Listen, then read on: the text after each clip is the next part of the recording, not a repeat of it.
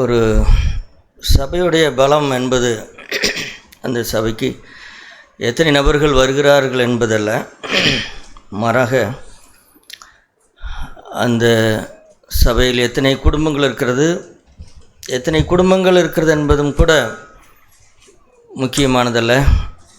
ஆனால் அந்த குடும்பங்கள் எப்படி இருக்கிறது அப்படிங்கிறதான் மிக முக்கியமான ஒரு விஷயம். பழைய ஏற்பாட்டு காலத்திலே இது அவ்வளோ முக்கியத்துவம் பெறவில்லை. நீங்கள் பழைய ஏற்பாட்டை வாசித்து பார்த்தால் மோசே மிகப்பெரிய ஊழியத்தை செய்தார். ஆனால் அவருக்கும் அவருடைய மனைவிக்கும் எந்த அளவுக்கு ஐக்கியம் இருந்தது என்று நமக்கு தெரியவில்லை.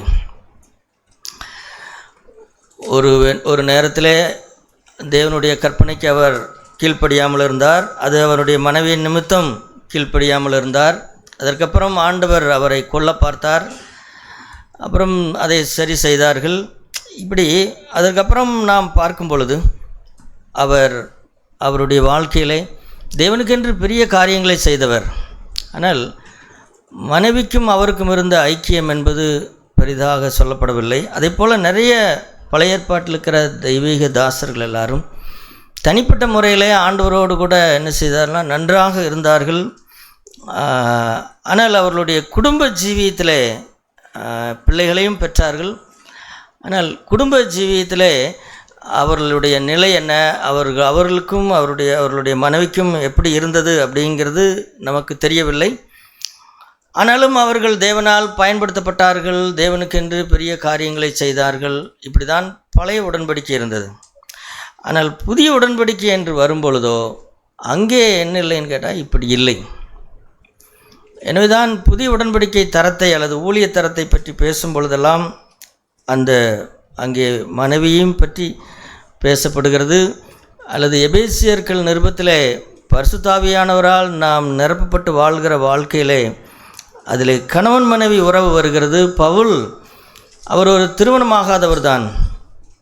தேவன் ஒரு சிலரைத்தான் இப்படி அழைக்கிறார் சகோதரர்களே. அதாவது திருமணமாகாமலே ஆண்டவருக்கென்று ஊழியம் செய்யும்படிக்கு தேவன் இந்த பூமியிலே வெகு சிலரை ஒரு 1000 அல்லது 1,00,000 இப்படி தான் அழைக்கிறார். ஆனால் திருமணம் ஆகாமல் ஊழியம் செய்வதுதான் ஊழியம் அப்படின்னு சொல்லுகிறதெல்லாம் அது ஒரு பிசாசின் உபதேசம். அதை பிடித்து கொண்டு அநேகர் திருமண வாழ்க்கை வாழாமல் ஊழியம் செய்கிறார்கள். அது தேவனால் அழைக்கப்பட்டு செய்யவில்லை. இவைகளெல்லாம் மனுஷனுடைய சில நேரங்களில் இவையெல்லாம் பிசாசின் உபதேசங்களாய் மாறிவிடுகிறது. பவுல் சொல்லுகிறார், விவாகம் பண்ணாதிருக்கவும் அப்படின்னு சொல்லுகிறது என்ன உபதேசம்? பிசாசுகளின் உபதேசம் அப்படிங்கிறார். அதே நேரத்தில் யாரோ ஒருவரை தேவன் அப்படி என்று அழைக்கிறார். தம்முடைய ஊழியத்திற்காக அவர் அப்படி அழைக்கிறாரே தவிர எல்லாரையும் அப்படி இல்லை. அப்போ எல்லாருடைய பொறுப்பு என்ன அப்படின்னா, எல்லாருடைய பொறுப்பும் ஒரு நல்ல குடும்பத்தை கட்டி அல்லது ஒரு நல்ல கணவன் மனைவியாய் வாழ்ந்து ஊழியம் செய்வது தான் தேவனுடைய பரிபூர்ண சித்தம். ஆகவே நாம் வெறுமனே இப்பொழுது தனிப்பட்ட நபராக மட்டுமல்ல, நாம் தேவனுக்கு முன்பாக நிற்கும் பொழுது நான் எப்படி வேணாலும் எனக்கும் என் மனைவிக்கும் இருக்கிற உறவானது அது எப்படியோ இருந்து விட்டு போகட்டும், நான் தேவனுக்கு முன்பாக வரும்பொழுது அல்லது நான் சபைக்கு வரும்பொழுது நான் தேவனால் அங்கீகரிக்கப்பட்டவனாக நான் இருந்தால் போதும் அப்படிங்கிற மனப்பான்மையோடு கூட நாம் வந்தோம் என்று சொன்னால் நாம் புதிய உடன்படிக்கையை புரிந்து கொள்ளவில்லை. இல்லை, அப்படி இல்லவே இல்லை. தேவன் புதிய உடன்படிக்கையிலே அவர் ஒரு கணவன் மனைவி என்பது மிக மிக முக்கியம். அவருடைய உறவு என்பது மிக முக்கியம். அவருடைய ஐக்கியம் என்பது மிக முக்கியம். அங்கே சரியில்லாமல் இருந்து கொண்டு நான் ஏதோ ஒரு ஒரு வருத்தத்தோடு கூட நான் வாழ்ந்து கொண்டிருக்கிறேன். ஆனால் தனிப்பட்ட முறையில் எனக்கு தேவனை தெரியும், நான் தனியாக தேவனை ஆராதிக்கிறேன், என்னுடைய மனைவி தனியாக தேவனை ஆராதிக்கிறாள் அப்படிங்கிறது போல் இருக்கும் என்று சொன்னால் இல்லை, நாம் புதிய உடன்படிக்கை சரியானபடி விளங்கிக் கொள்ளவில்லை. அது பழைய உடன்படிக்கையில் அப்படி இருந்தது, பழைய ஏற்பாட்டிலே அப்படி இருந்தது. ஆனால் இப்போ சாமுவேலை பாருங்கள், மிகப்பெரிய தீர்க்கதரிசி சாமுவேல். ஆனால் அவருடைய குடும்பத்தில் அவருடைய பிள்ளைகளை பாருங்கள், அந்த பிள்ளைகள் வளரும் பொழுது அவர்கள் என்ன செய்யலைன்னு கேட்டால், சாமுவேலை பொறுத்த வரைக்கும் கடைசி வரைக்கும் உத்தமமாக இருந்தார். ஆனால் அங்கே சாமுவேலுக்கும் அவருடைய மனைவிக்கும் என்ன ஐக்கியம் இருந்தது என்று நமக்கு தெரியவில்லை. அங்கே நாம் கடைசியிலே பார்க்கிற துயரம் என்னன்னு கேட்டால், அவருக்கு 2 பையன்கள் இருந்தார்கள். அந்த 2 பையன்களும் அவர் வழியிலே நடக்கவே இல்லை. அவர் கடைசி வரைக்கும் ஒரு மனுஷனுடைய கழுதையாகிலும் எருதாகிலும் பணத்தையாகிலும் எடுத்துக்கொள்ளவே இல்லை. ஊழியத்து நிமித்தமாக, ஊழியத்திற்கென்று யாரிடத்திலையும் அவர் அது எதையும் பெற்றுக்கொள்ளவில்லை. ஆனால் அவருடைய குமாரர்களோ லஞ்சம் வாங்கி கொண்டு நியாயத்தை புரட்டினார்கள் அப்படின்னு சொல்லி வாசிக்கிறோம். அப்போது இதையெல்லாம் பார்க்கும் பொழுது, ஆனால் தனிப்பட்ட முறையிலே நீங்கள் சாமுவேலை பாருங்கள், அவர் ஒரு அற்புதமான மனிதர். ஆனால் அவருடைய குடும்ப ஜீவியமோ அல்லது அவருடைய பிள்ளைகளுடைய நிலையோ எடுத்து பார்த்தோம் என்று சொன்னால் அது ஒரு வருத்தப்படுகிற ஒரு நிலையாக இருக்கிறது.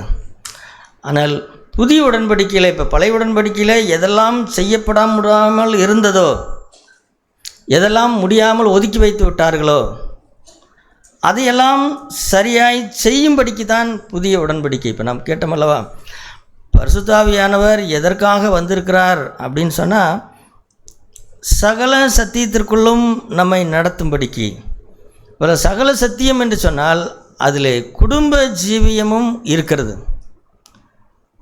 இதை விட்டுவிட்டு, இந்த குடும்ப ஜீவியத்தை விட்டுவிட்டு வெறும் ஊழியம் என்று வைத்து விட்டோம் என்று சொன்னால் அது பழைய ஏற்பாட்டை போல மாறிவிடும்.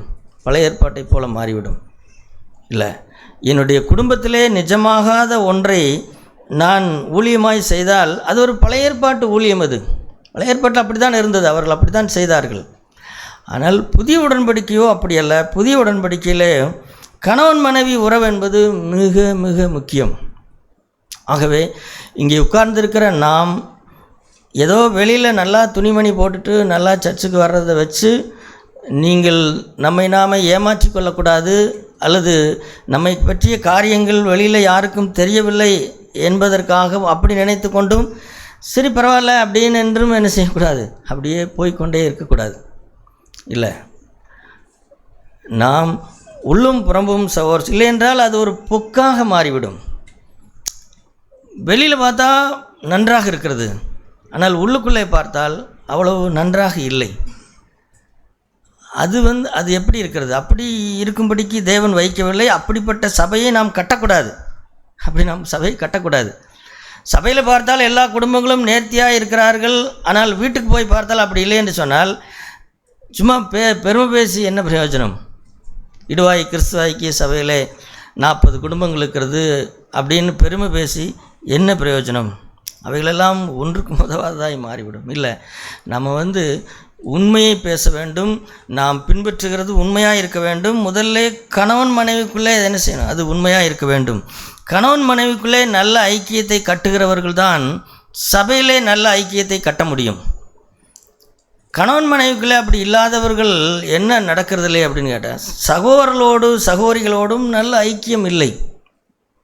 இல்லை, நான் சொல்லுகிறது இந்த குழம்பு கொடுக்குற ஐக்கியம், இந்த வீட்டுக்கு போகிற ஐக்கியம், அல்லது கடைக்கு போகிற ஐக்கியம், இந்த ஐக்கியத்தை பற்றி நான் பேசவில்லை. இது நீங்கள் யாரு கூட பக்கத்து வீட்டில் இருக்கிற ஒரு உலகத்தார் கூட நீங்கள் போயிட்டு வரலாம். கடைக்கு போகிறதுக்கு என்ன, வாங்க கடைக்கு போகலான்னா பக்கத்து வீட்டுக்காரர் கூட போயிட்டு வரலாம். அதெல்லாம் ஐக்கியம் கிடையாது. எனவே அருமையான சகோதரர்களே, நிஜமானதை நம்முடைய குடும்பங்கள் கட்டப்பட வேண்டும். கணவன் மனைவி உறவானது மிக மிக முக்கியமானது. பழைய ஏற்பாட்டு தரத்தில் இப்படி இல்லாததற்கு காரணம் என்ன அப்படின்னு சொன்னால், இங்கே நாம் வாசிக்கிறோம், ஒரு இடத்துல ஆண்டவரிடத்தில் கேள்வி கேட்கிறார்கள்.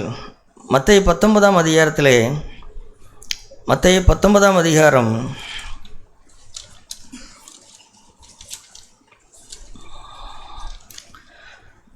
பரிசேயர் கேள்வி கேட்கிறார்கள். 19ஆம் அதிகாரம் 3வது வசனம், மத்தேயு 19:3. அப்பொழுது பரிசேயர் அவரை சோதிக்க வேண்டும் என்று அவரிடத்தில் புருஷனானவன் தன் மனைவியை எந்த முகாந்திரத்தினாலாகிலும் தள்ளிவிடுவது நியாயமா என்று கேட்டார்கள். இப்போ இது தள்ளிவிடலாம் அப்படிங்கிறது அவங்களுக்கு தெரியும். யாருக்கு தெரியும்? பரிசேயர் அவர்களுக்கெல்லாம் தெரியும். என்றால் அவர்கள் தள்ளிவிட்டு கொண்டிருந்தார்கள். பழைய ஏற்பாட்டிலே மனைவியை எதுவும் ஒன்றும் ஒத்துப்போகலை அப்படின்னு சொன்னால் ஒரு சீட்டில் எழுதி நான் என் மனைவியை தள்ளி விடுகிறேன் அப்படின்னு எழுதி கொடுத்துட்டா தள்ளி விட்டாச்சு, வேலை முடிஞ்சு. இப்படி பண்ணிகிட்டு இருந்தவங்க தான். ஆனால் ஆண்டவர்கிட்ட வந்து என்ன கேட்குறாங்க, தாங்கள் என்னமோ இப்படியே பண்ணாத மாதிரியும், அல்லது இப்படி தள்ளி விட்டுருக்குறாங்களே இதெல்லாம் நியாயமா, நீங்கள் என்ன சொல்கிறீங்க அப்படின்னு ஆண்டவரை சோதிக்கிறது போல கேட்டார்கள். இப்போ ஆண்டவரும் கூட தள்ளி விடுகிறது நியாயம்தான், பழைய ஏற்பாட்டிலே மோசே அப்படி சொல்லியிருக்கிறார் தானே, தள்ளி விடுகிறது நியாயம்தான் அப்படின்னு சொல்லியிருந்தா, நீங்கள் வந்து இல்லை நீங்கள் பேசுகிற அன்பு பொருத்தமாக இல்லையே, மனைவியை தள்ளி விடுகிறது எப்படி சரின்னு நீங்கள் சொல்கிறீங்கன்னு திருப்பி கேள்வி கேட்டிருப்பாங்க. அப்படி அவர்கள் கேட்டபோது தான் ஆண்டவர் சொன்னார் பாருங்கள், அந்த அவர் சொல்லுகிறது வந்து 4ஆம் வசனத்தில் அந்த முதல் வரியை பாருங்கள், ஆதியிலே மனுஷரை உண்டாக்கினவர் அப்படின்னு சொல்கிறார். அப்போது ஒரு கணவன் மனைவி ஐக்கியத்திற்கு நாம் எடுத்துக்கொள்ள வேண்டும் என்று சொன்னால், நாம் யாரை எடுத்துக்கொள்ள வேண்டும் அப்படின்னா, அல்லது அது ஒரு சரியான தரம் அப்படின்னு எடுத்துக்கொண்டால், நம்மை சுற்றி வாழ்கிறவர்கள் அல்ல, அல்லது நம்மை பெற்றவர்கள் கூட அல்ல. சில பேர் தாங்கள் அப்பா எப்படி நம்ம அம்மாவை நடத்தினார் அந்த மாடலை கொஞ்சம் யூஸ் பண்ணுவோம், அப்பா அம்மா இப்படி இருக்கும்போதெல்லாம் அப்பா எப்படி சத்தம் போட்டார் அப்படிங்கிறது பிள்ளைகளுக்கு ஞாபகத்துக்கு வருகிறது, அந்த மாடலை யூஸ் பண்ணி பார்க்குறாங்க. அல்லது சில பிள்ளைகள் மனைவிமார்கள் என்ன செய்கிறார்கள், நம்முடைய அம்மா வந்து நம்ம குடும்பத்தில் எப்படியெல்லாம் நடந்துக்கிட்டாங்க அந்த மாடலை வந்து யூஸ் பண்ணுவோம் அப்படின்னு நினைக்கிறாங்க. இல்லை, நம்முடைய இதுவும் தவறு, நம்முடைய அப்பா அம்மா செய்ததும் தவறு. அல்லது நம்மை சுற்றி இருக்கிறவர்கள், நம்முடைய சொந்த பந்தமோ அல்லது உலகத்தாரோ, இப்போ நாம் இருக்கிறது ஒரு உலகத்திற்குள்ளே தான் இருக்கிறோம், இந்த உலகத்திலே ஜனங்கள் எப்படி பண்ணுகிறார்களோ இப்படி எதுவுமே அல்ல. எங்கே போக வேண்டும் அப்படின்னு சொன்னால், ஆதி நிலைக்கு போக வேண்டும். ஆதி நிலையிலே ஆண்டவர் ஆதாம் ஏவாளை சிருஷ்டித்த போது அவர்கள் எப்படி இருக்க வேண்டும் என்று சிருஷ்டித்தாரோ அந்த இடத்திற்கு போக வேண்டும். அப்போ ஆண்டவர் வந்தும் பரிசேயர் சதுசேயர்களுக்கு பதிலளிக்கும் பொழுது இப்போ இருக்கிற சூழ்நிலைகளை பார்த்து பேசவில்லை, மோசே சொன்னதையும் அவர் பேசவில்லை. என்றால் இயேசுவுக்கு தெரியும், மோசே கொடுத்த அநேக கட்டளைகள் வந்து அது ஆதி நிலை அல்ல, அல்லது அது பூர்ணமான நிலைகள் அல்ல அப்படிங்கிறது தெரியும், ஆண்டவருக்கு தெரியும். ஆகவே தான் அவர் சொல்கிறார் பாருங்கள், ஆதியிலே மனுஷரை உண்டாக்கினவர் அவர்களை ஆணும் பெண்ணுமாக உண்டாக்கினார் என்பதையும், இது நிமித்தம் புருஷனானவன் தன் தகப்பனையும் தாயை விட்டு தன் மனைவியோடு இசைந்திருப்பான், அவர்கள் இருவரும் ஒரே மாம்சமாக இருப்பார்கள் என்று அவர் சொன்னதையும் நீங்கள் வாசிக்கவில்லையா? இப்படி இருக்கிறபடினால் அவர்கள் இருவராயிராமல் ஒரே மாம்சமாக இருக்கிறார்கள், ஆகையால் தேவன் நினைத்ததை மனுஷன் பிரிக்காதிருக்க கடவன். இதுதான் ஆதி நிலை அப்படின்னு சொல்லிட்டார். நீங்கள் ஆதியாகம புஸ்தகத்தை படிச்சிருக்கிறீங்களவா? இந்த படித்ததில் அந்த 2ஆம் அதிகாரத்தில் இந்த வசனம் எழுதியிருக்கிறதல்லவா, இதெல்லாம் நீங்கள் படிச்சிருக்கிறீங்களான்னு திருப்பி அவங்களே கேட்கிறார். அதனால் ஆண்டவர் ஒரு தடவை இணைச்சிட்டாருன்னு சொன்னால் அவர்கள் என்ன செய்யக்கூடாது, அவர்கள் பிரியவே கூடாது, பிரிக்கக்கூடாது, விவாகரத்து என்பது கூடாது, பிரிந்து போகக்கூடாது. இதுதான் உண்மையான தரம் என்பது இதுதான் உண்மையான தரம். அதுக்கப்புறம்தான் அண்ணனுங்க வழிக்கு வர்றாங்க. என்ன வழிக்கு வர்றாங்கன்னா, இவர் கரெக்டாக பேசிட்டாரே அப்படின்னா நாம் இந்த வசனத்தை எடுத்து காமிப்போம் அப்படின்னு சொல்லிட்டு 7ஆம் வசனத்தில் அதற்கு அவர்கள், அப்படியானால் தள்ளுதல் சீட்டை கொடுத்து அவளை தள்ளிவிடலாம் என்று மோசே ஏன் கட்டளையிட்டார்? இதுக்கு பதில் சொல்லுங்கள் அப்படின்னு ஆண்டவரை சோதிப்பதற்காக அவர்கள் கேட்கிறார்கள். இப்படி இருக்குதுன்னு சொல்கிறீங்க, அப்புறம் ஏன் ஆதியில் தேவன் நினைத்ததை மனுஷன் பிரிக்காதிருக்க கடவன் சொல்கிறீங்க, அப்புறம் எதுக்கு தள்ளுதல் சீட்டை கொடுத்து தள்ளிவிடலான்னு மோசே சொல்கிறாரு? இது என்ன எதிர்புதிரமாக இருக்குதே அப்படின்னு அவங்க கேட்குறாங்க. வேணுக்குன்னு தான் அவங்க கேட்குறாங்க. அப்போ தான் ஆண்டவர் சொல்கிறார், அந்த உண்மையான பழைய ஏற்பாட்டின் நிலையை அவர் சுட்டி காண்பிக்கிறார். பழைய ஏற்பாட்டிலே சகோதரர்களே பல விஷயங்களை தேவன் அனுமதித்ததற்கு காரணம் என்ன அப்படின்னு கேட்டால், இந்த ஒரே ஒரு காரணம்தான். பழைய ஏற்பாட்டில் அநேக விஷயங்களை மனிதர்கள் செய்யும்படிக்கு தேவன் அனுமதித்ததற்கு காரணம் இந்த ஒன்றே ஒன்று தான். என்ன காரணம் அது? 8ஆம் வசனத்திலே அதற்கு அவர், உங்கள் மனைவிகளை தள்ளிவிடலாம் என்று உங்கள் இருதய கடினத்து நிமித்தம் மோசே உங்களுக்கு இடம் கொடுத்தார், ஆதி முதலாய் அப்படி இல்லை. ஆதியிலே அப்படி இல்லை. அதற்கப்புறம் ஏன் இந்த கட்டளை வந்தது? உங்களுடைய இருதயம் கடினமான இருதயமாக இருக்கிறது. சோறு சொல்லு. ஏதேன் தோட்டத்தை விட்டு ஆதாம் எப்பொழுது வெளியிலே வந்தாரோ அப்பொழுதே ஒரு இருதய கடினம், அதாவது தேவ சமூகத்தை இழந்த பிறகு மனுஷனுடைய இருதயம் எப்படி ஆகிவிட்டதுன்னு கேட்டால், ஒரு நொறுங்குண்டதும் நறுங்குண்டதுமாக இருதயமாய் இல்லாமல் ஒரு கடின இருதயமாய் மாறிவிட்டது. அந்த கடின இருதயத்தின் நிமித்தம் என்ன பண்ண முடியவில்லை என்று சொன்னால், அநேக காரியங்களை அவர்களால் கை கொள்ள முடியல. அதனால் ஆண்டவரும் அது பரவாயில்ல அப்படின்னு சொல்லிட்டார். அவர்கள் சில நேரங்களில் பொய் சொல்வார்கள், சந்தர்ப்பக்கு தகுந்தபடி பொய் சொல்வார்கள். அதெல்லாம் தேவன் அதற்காக அவர்களை தண்டிக்கலை. அது அவர்களுடைய நிலைமை அப்படின்னு சொல்லி விட்டுட்டார். ஆபிரகாம் பொய் சொல்லுகிறார், ரெபேக்காள் பொய் சொல்லுகிறாள். இப்படி சமயத்துக்கு தக்கபடி சில பேர் சூழ்நிலையிலிருந்து தப்பிப்பதற்காக தாவீது பொய் சொல்லுகிறார். இதெல்லாம் சில நேரங்களில் தேவன் அனுமதிக்கிறார். எதன் நிமித்தம் அப்படின்னு கேட்டால், அல்லது ஒரு காலகட்டம் ஆகும் பொழுது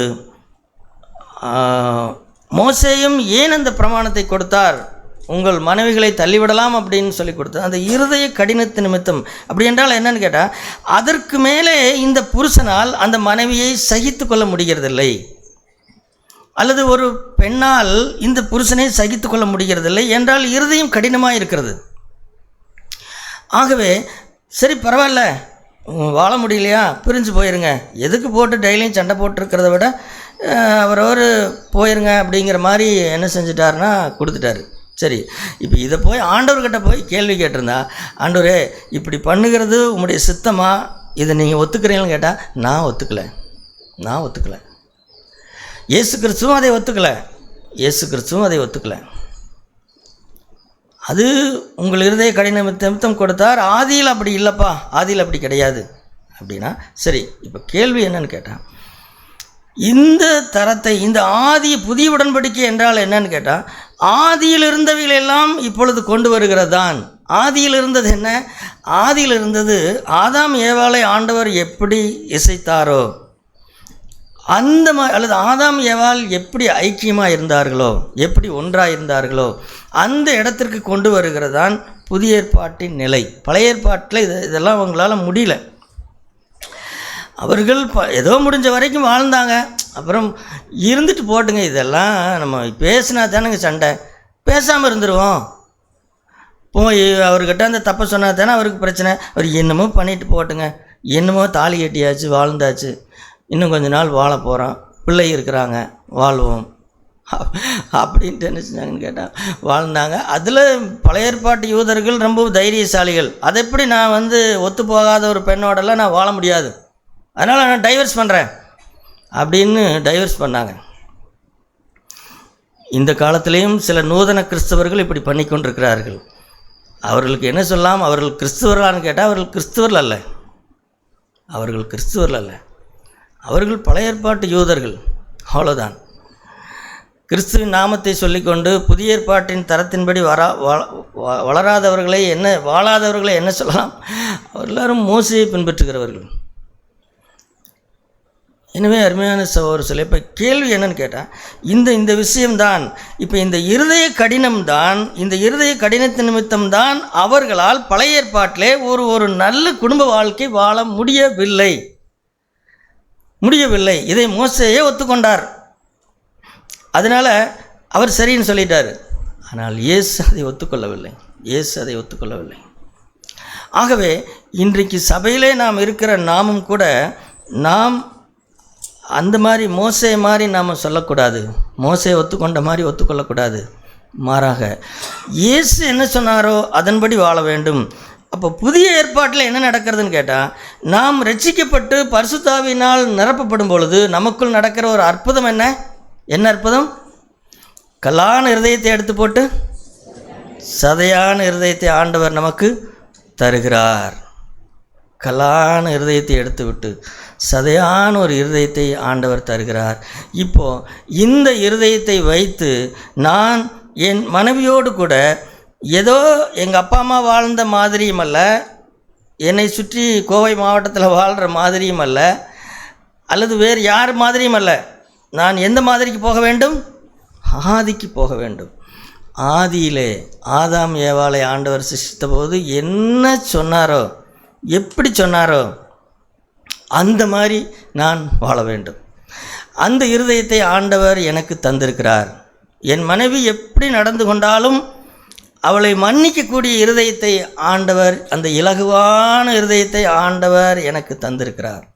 என் புருஷன் எவ்வளவு கடினமுள்ளவனாக இருந்தாலும் கூட அந்த புருஷனை மன்னிக்கிற இருதயத்தை ஆண்டவர் எனக்கு தந்திருக்கிறார் அப்படின்னு சொல்லி புதிய உடன்படிக்கையிலே சகோதர சகோதரிகளே, அந்த அந்த ஏதேன் தோட்டத்தில் என்ன இருந்ததோ அதை திரும்ப இங்கே நாம் கொண்டு வர வேண்டும், திரும்ப கொண்டு வர வேண்டும். அப்படி கொண்டு வந்து அதுதான் சபையிலே வாழ வேண்டும். அதைத்தான் சபையிலே நமக்கு பிறந்த பிள்ளைகள் காண வேண்டும். சகோதரிகள் சொல்லுங்களேன், உங்கள் பிள்ளைகள் உங்களை பார்க்கிறார்கள். நாளைக்கு அவர்களுக்கு திருமணமாகும் பொழுது எங்கள் அப்பா எங்கள் அம்மாவும் ஒவ்வொரு சூழ்நிலையும் எப்படி நடந்து கொண்டாங்கிற முறையை நான் என் வாழ்க்கையிலே அபியாசப்படுத்த போகிறேன் அப்படின்னு சொல்ல முடியுமா? சொல்லுங்களேன்.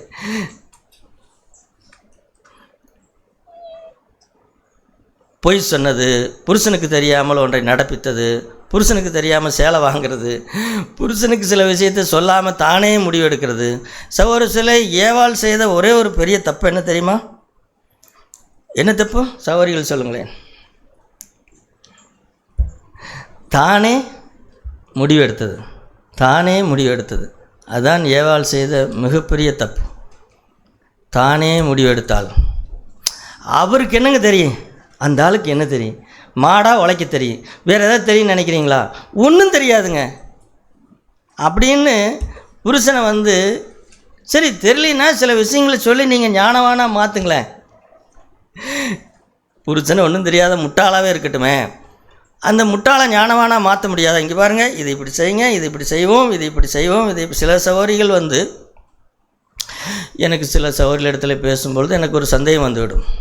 அவங்க எப்படி சொல்லுவாங்கன்னா, பிரதர் நான் பிள்ளைய இது பிஇ படிக்க வச்சுருக்கிறேன், பையனை இது படிக்க வச்சுருக்கிறேன், அப்புறம் இது பண்ணுறேன் அது பண்ணுறேன்னு சொல்லிகிட்டு இருக்கவே எனக்கு கொஞ்சம் துடுக்கு ஜாஸ்தி.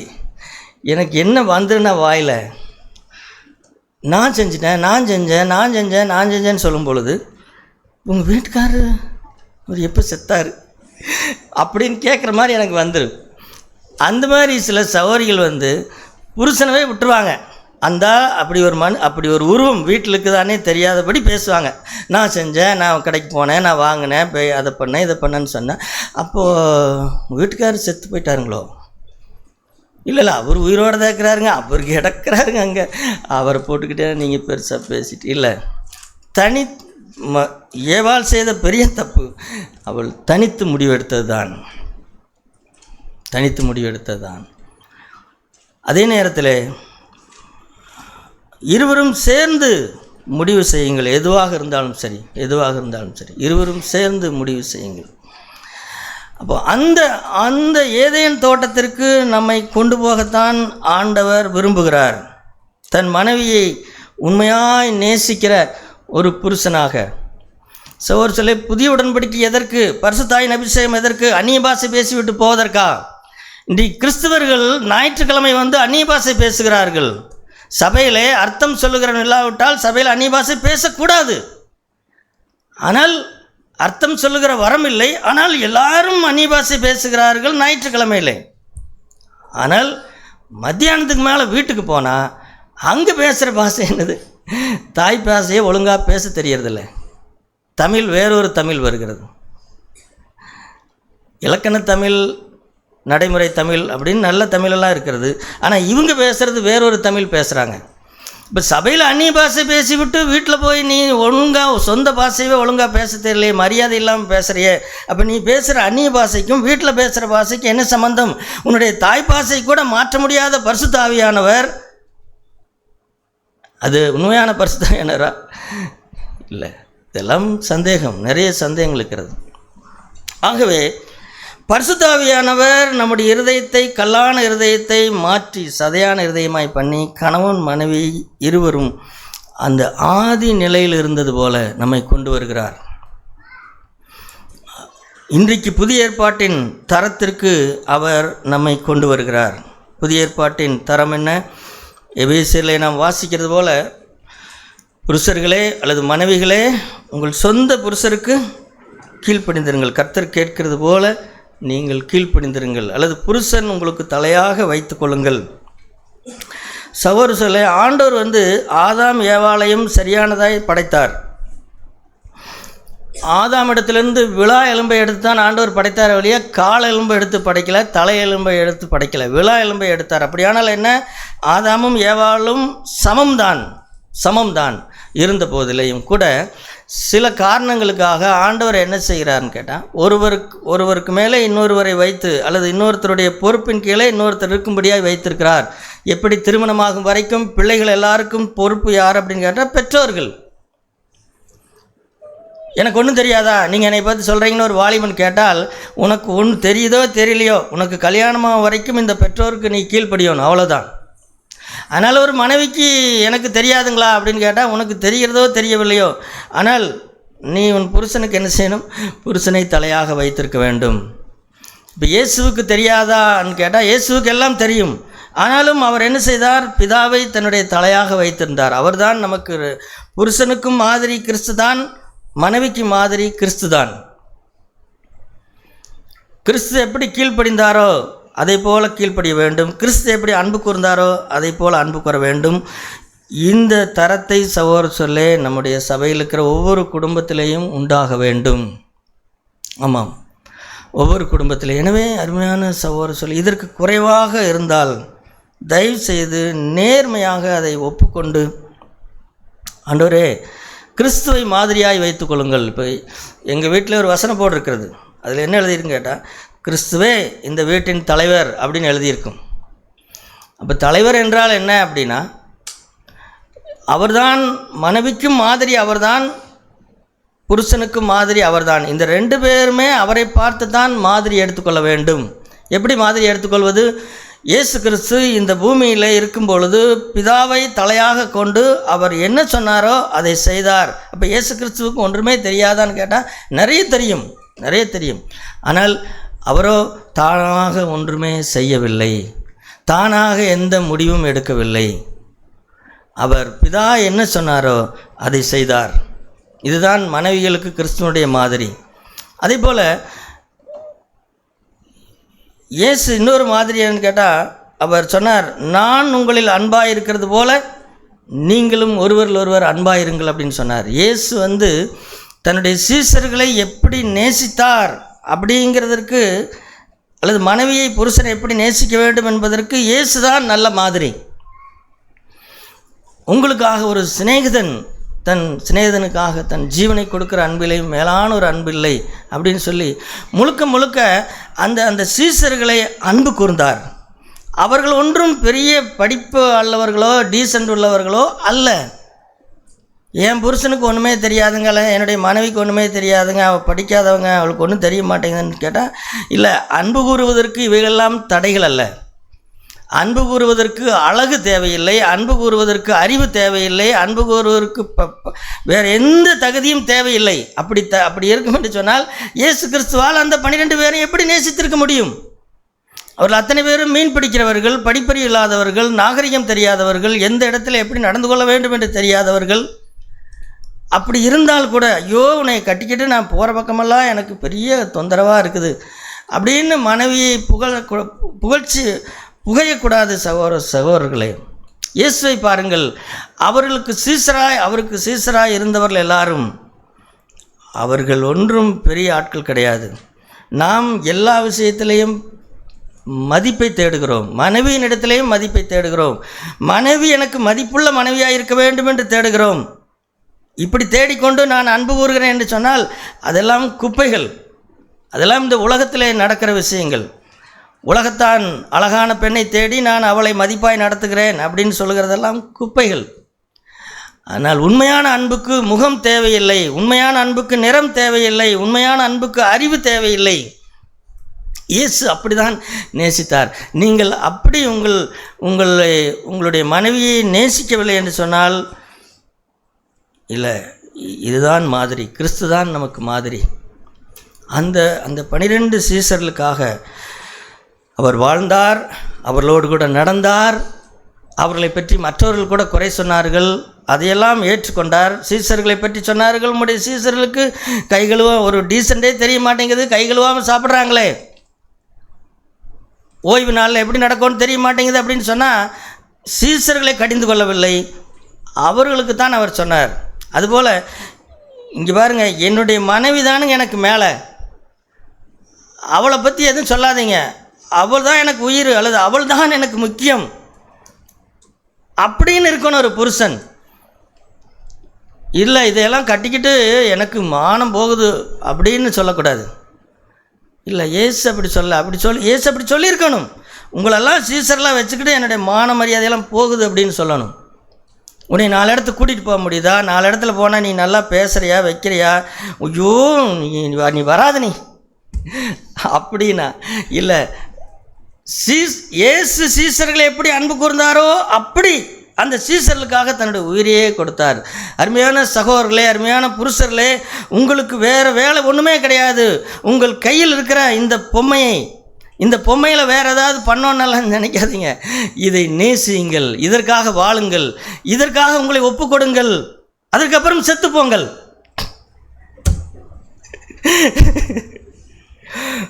இயேசு கிறிஸ்து அப்படித்தானே செய்தார். அன்பு கூர்ந்தார், உயிரை கொடுத்தார், செத்து போய்விட்டார். அதைத்தானே இன்றைக்கு வரைக்கும் நாம் பிடித்து கொண்டிருக்கிறோம். என்னை நேசித்தீங்களே. அப்படி ஒரு மனைவி சொல்ல முடியுதா செத்துப்போன புருஷனுக்கு அப்புறம்? அப்போ இந்த ஆள் சாகும்னு நான் எத்தனை நாள் நினச்சிட்டு இருந்தேன், இப்போ தான் எனக்கு நிம்மதியாக இருக்கு. கர்த்தருக்கு ஸ்தோத்திரம், கர்த்தருக்குள்ள என் புருஷன் மரித்து போனான். ஆனால் புருஷன் இறந்த பிறகு கூட புருஷனுடைய அன்பை நினைத்து வருத்தப்பட்டு கொண்டு கண்ணீர் விட்டு கொண்டிருக்கிறவர்கள் எங்கே? அப்படி எந்த புருஷனுமே நேசிக்கலை, அதனால் கண்ணீர் எங்கே வருது? இப்போ தானே நான் ஃப்ரீயாக இருக்கிறேன். 40 வருஷம் ஒரு பெரிய சங்கிலிக்குள் அகப்பட்டிருந்தேன். இல்லை, இயேசுடைய அன்பை நினைத்து இன்றைக்கி நாம் கண்ணீர் வடிக்கிறோமா இல்லையா?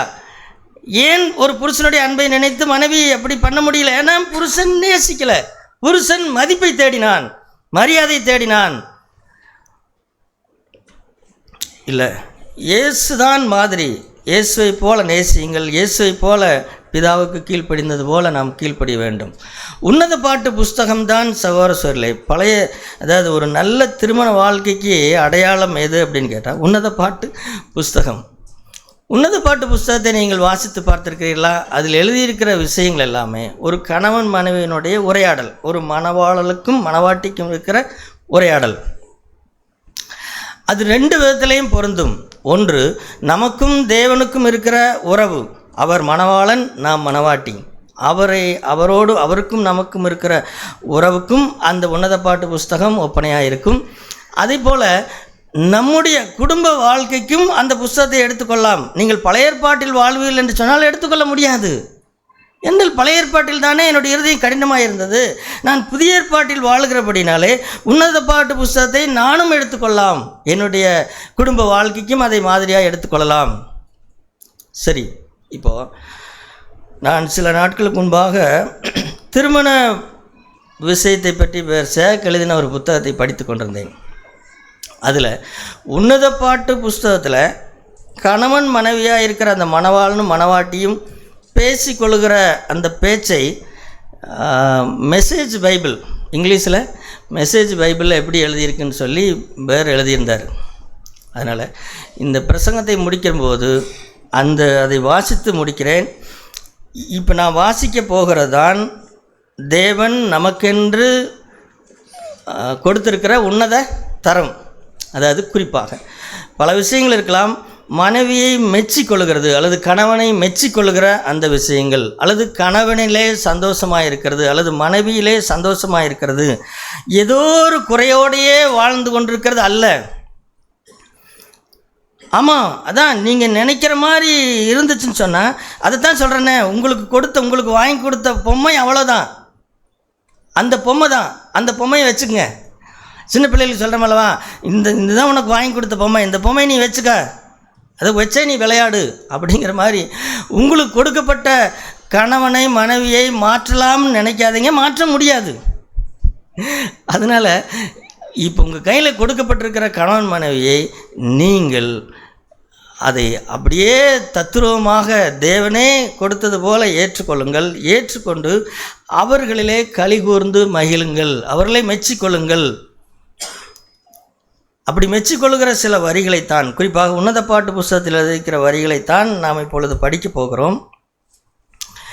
இந்த தரம், அதாவது இப்படி நாம் ஆயட்டமாங்கிறதுக்கு நான் கேள்வி இல்லை, நானும் சரி, நான் என்னையும் சேர்த்தான் சொல்லுகிறேன், நானும் நீங்களும் நாம் எல்லாருமே இந்த தரத்திற்கு நாம் வர வேண்டும். இதுபோல் நம்முடைய குடும்ப வாழ்க்கைகள் மாற வேண்டும் என்கின்ற ஆதங்கத்தோடு தான் நான் சொல்லுகிறேன். சரி, இப்பொழுது அந்த உன்னத பாட்டு புஸ்தகத்தில் எழுதியிருக்கிறதை படிக்கிறேன். நான் அதை எழுதிட்டு வந்திருக்கிறேன். முதல்ல கணவன் மனைவியை பார்த்து சொல்கிறார், கணவர்கள் எல்லாரும் உங்கள் காதுகளை திறந்து வைத்துக் கொள்ளுங்கள். மனைவியை பார்த்து சொல்கிறார், நீங்கள் உங்கள் மனைவியை திரும்பி பார்க்க முடியாமல் இருக்கலாம், பார்க்கறனா பார்க்குங்க, இல்லைன்னா விட்டுருங்க. எப்படி கணவன் என்ன சொல்கிறாருன்னா, என் நேசத்திற்குரிய அன்பே, நீ உச்சந்தலையிலிருந்து உள்ளங்கால் வரைக்கும் ஒப்பிட முடியாத அழகுள்ளவளாக இருக்கிறாய். அந்த அழகில் மாசு மறுவும் எதுவும் இல்லை. என் உள்ளம் கவரும் பரலோக தரிசனத்திற்கு ஏற்ற மனம் கவர்ந்தவள் நீ. உன் குரல் மன ஆறுதலையும் உன் முகம் என் உள்ளம் கவருவதாயும் இருக்கிறது. அது திரும்ப நான் வாசிக்கிறேன். உன் குரல் மன ஆறுதலையும் உன் முகம் என் உள்ளம் கவருவதாயும் இருக்கிறது. உள்ளும் புறம்புமான உன் தூய அழகு அத்தனை சம்பூர்ணமாய் உள்ளது. என் பிரியமுள்ள சிநேகிதியே, நீயே என் பரலோகமே. இன்னும் இருக்குது, நீ என் உள்ளத்தை கொள்ளை கொண்டு விட்டாய். என்னை நீ பார்க்கும்போதெல்லாம் உன் நேசத்தால் நான் பிடிக்கப்படுகிறேன். எப்படி? என்னை நீ பார்க்கும்போதெல்லாம் உன் நேசத்தால் பிடிக்கப்படுகிறேன். உன் மீது கொண்ட நேசத்தால் நான் நிலை தடுமாறுகிறேன் என்பதை நீயே அறிந்திருக்கிறாய். இதையும் நல்லா அண்டர்லைன் பண்ணிங்க. ஏதோ பயந்து பின்னாடி தடுமாறுகிறது அல்ல, உண்மையில் கொண்ட நேசத்தால் நான் நிலை தடுமாறுக என்பதை நீயே அறிந்திருக்கிறாய். என் இதயம் முழுவதையும் நீ பிடித்து கொண்டாய். உன்னை காணும் போதெல்லாம் எனக்கு எழும்பும் ஆசை உணர்வுகளை நான் என்னவென்று சொல்வேன். இவ்வித நிலை உணர்வுகள் அனைத்தும் உன்னை தவிர வேறொரு நபரின் மீது படும் என்றால் அந்தோ நான் அழிந்து போய்விடுவேன். இதுதான் ரொம்ப முக்கியமான விஷயம். என் மனைவியை பார்த்து அல்லது மனைவியை நேசிக்கிற அந்த அன்புக்கு ஒப்பாக இவ்வித நிலை உணர்வுகள் அனைத்தும் உன்னை தவிர வேறொரு நபரின் மீது படும் என்றால், ஐயோ, அந்த நேரத்திலே நான் அழிந்து போகட்டும், உனக்கு உண்மையில்லாதவனாய் நான் நடப்பேன் என்று சொன்னால் நான் அழிந்து போய்விடுவேன் அப்படின்னு சொல்கிறாரு. அதுக்கு அடுத்தது ஒரு வரி, இந்த பூமியில் உன்னை போல ஒருவரும் இல்லை, முன்பு இருந்ததும் இல்லை, இனி இருக்க போவதும் இல்லை. சவர்கள் சொல்லுங்களேன், என்னது? இந்த பூமியில் உன்னை போல ஒருவரும் இல்லை. ஆமாம், சில படைப்புகள் எல்லாம் சொல்லு, ஒருத்தர் மாதிரி இன்னொருத்தர் இல்லை தானே. ஏதோ சில நேரம் அட்டப்பிள்ளைகள் அப்படி இருக்கிறது. மற்றபடி என் மனைவி போல என்ன இல்லை. இந்த பூமியில் உன்னை போல ஒருவரும் இல்லை, முன்பு இருந்ததும் இல்லை, இனிமேல் இருக்க போவதும் இல்லை. அந்த அளவுக்கு ஒப்பிட முடியாத பெண்மணி நீ. இதுதான் புருஷன் தன் மனைவியை மெச்சிக்கொள்கிறது. இது உன்னத பாட்டு புஸ்தகத்தில் இப்படி எழுதியிருக்கிறது. சரி, அடுத்தது மனைவி கணவனை பற்றி சொல்லுகிற ஒரு கவிதை. மனைவி என்ன சொல்லுகிறாள் பாருங்கள். நான் தான் தப்பாக பேசுகிறேன் சில நேரம், அந்த ஆள் இந்த ஆள்ட்டு. என் புருஷன் எப்படி அந்த ஆள் நீங்கள் சொல்லலான்னு நீங்கள் நினைக்கலாம். இல்லை, நான் சொல்லலை. இப்போ நான் வேதம் என்ன சொல்லுகிறதோ அதை சொல்லுகிறேன். இப்போ மனைவி கணவனை பற்றி ஒரு கவிதை பாடுகிறாள். என்ன பாடுகிறாள்? என் நேசரே, நீர் மகா அழகுள்ளவர், 1016 சிறந்தவர், உம்மை போல ஒருவரும் இல்லை. நீர் பொன்னை போன்றவர், மண்ணை போன்றவர் இல்லை, பொன்னை போன்றவர், பர்வதம் போன்று கட்டுமஸ்தானவர். உமது வார்த்தைகள் ஆறுதலும் நம்பிக்கையும் கொண்டவைகள். என்னது? உமது வார்த்தைகள் ஆறுதலும் நம்பிக்கையும் கொண்டவைகள். உமது சொற்கள் முத்தங்களுக்கு ஒப்பாக இருக்கிறது. இது என்னதுங்க? யாருது? புருஷன் பேசுகிற பேச்சு வந்து மனைவிக்கு எப்படி இருக்குதாமா? முத்தங்களுக்கு முத்தமிடுற மாதிரி இருக்குது, கத்தி வச்சு குத்துற மாதிரி இருக்குதுங்க.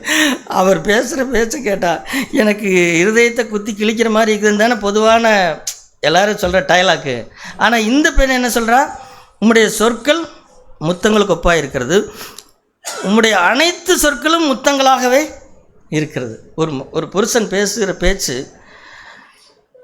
அது என்ன எப்படி தான் பேசினாரோ தெரியல, எப்படி ஒரு பேச்சு பேசுனா அது என்ன முத்தமிட்ட மாதிரி இருக்குதுன்னு சொன்னால் அது எப்படி தான் பேசியிருப்பாரோ. உம்மை குறித்த எண்ணங்கள் என் உள்ளத்தை மகிழ செய்கிறது. என் புருஷனை பற்றி நினைக்கிற நினைவுகள் என்னை மகிழ செய்கிறது. என்னை முற்றிலும் பரவசத்தோடு அன்பு கொண்டீர், உம்மையே வாஞ்சித்து என் உள்ளம் நாடி தேடுகிறது. நீர் இல்லை என்றால் அதுவே என் வேதனையாக இருக்கும். நீங்கள் வீட்டில் இல்லைன்னா அதுதான் என் வேதனை. புருஷன் வீட்டில் இல்லையா, ரொம்ப சந்தோஷம் அப்படின்னு தானே இருக்குது எல்லாருக்கும். ஆனால் இந்தம்மா என்ன சொல்கிறாங்க? நீர் இல்லை என்றால் அதுவே என் வேதனையாக இருக்கும், உம்மை காணும் போதெல்லாம் என் கரங்களால் உன்னை என்ன செய்கிறேன், உம்மை தழுவிக்கொள்கிறேன். புருஷனை பார்த்த உடனே என்ன செய்ய தோணுகிறது? அப்படியே ஓடி போய் தழுவிக்கொள்ளாமல் தோணுது. நீர் என்னை விட்டு சென்றிட அனுமதியேன். என்னமோ சோறு திங்கணுங்க, அதுக்காக நீங்கள் வேலைக்கு போகணுன்னு நான் நினைக்கிறேனே தவிர மற்றபடி நீங்கள் எங்கூட தான் இருக்கணுங்க. இப்படி சகோதரிகள் சொன்னால் எப்படி இருக்கும் புருஷனுக்கு?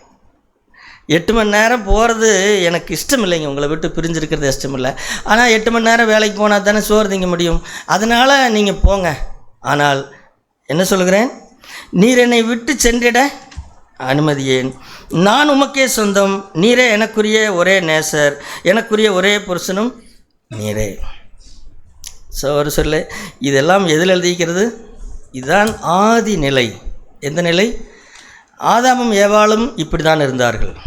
ஆதாமும் ஏவாளும் பாவம் செய்வதற்கு முன்பாக அவர்கள் இப்படி தான் இருந்தாங்க, இப்படி இருந்தாங்க.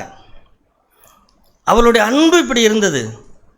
ஏவாளை ஆதாம் அப்படி நேசித்தார், ஏவாளும் அப்படி நேசித்தாள். இருவரும் அப்படி இருந்தார்கள், சாத்தான் அவர்களுக்குள்ளாக வரும் வரைக்கும். இப்போது கேள்வி என்ன அப்படின்னா, புதிய உடன்படிக்கை சபை என்றால் என்னன்னு கேட்டால், இந்த ஆதி நிலைக்கு நாம் திரும்ப வருவோம். கணவன் மனைவி உறவு என்பது இந்த நிலைக்கு வர வேண்டும், இந்த நிலைக்கு வர வேண்டும். அதற்காகத்தான் தேவன் தம்முடைய பரிசுத்த ஆவியானவரை நமக்கு அனுப்பி தந்திருக்கிறார். இப்படிப்பட்ட இதில் வளருகிற பிள்ளைகள் அவர்கள் ஆசீர்வதிக்கப்பட்ட பிள்ளைகளாக வளரும். அந்த பிள்ளைகள் அவர்களுக்கு ஒரு மாதிரி கிடைத்துவிடும். அடுத்தது திருமணமாக போகிற பிள்ளைகளுக்கு அவர்கள் என்ன அவர்களுக்கு ஒரு தயக்கமே இருக்கக்கூடாது. எங்கள் அப்பா அம்மா எப்படி இருந்தாலும் நான் பார்த்துருக்குறேன், அதனால் எனக்கு திருமண வாழ்க்கைக்கு போவதற்கு எனக்கு மாதிரி உண்டு அப்படின்னு பிள்ளைகள் சொல்ல வேண்டும். ஆனால் நம்முடைய தவறான மாதிரிகளை கொண்டு போய் அப்ளை பண்ணக்கூடாது அவங்க குடும்ப வாழ்க்கையில். அருமையான சகோதர சொல்லி, குடும்பங்களாக இருக்கிற கணவன் மனைவியாக இருக்கிற சகோதர சொரிகளே, இந்த நிலைக்கு ஆண்டவர் நம்மை நடத்துவாராக. நம்முடைய இருதயங்கள் இன்னும் மென்மையாவதாக. பரிசுத்த ஆவியானவரால் அதை நாம் வாஞ்சிப்போம். இதெல்லாம் சாதாரண மனுஷரால் முடிகிற விஷயம் அல்ல, ஆனால் நாம் அதை வாஞ்சிப்போம். தேவன் நமக்கு உதவி செய்வார்.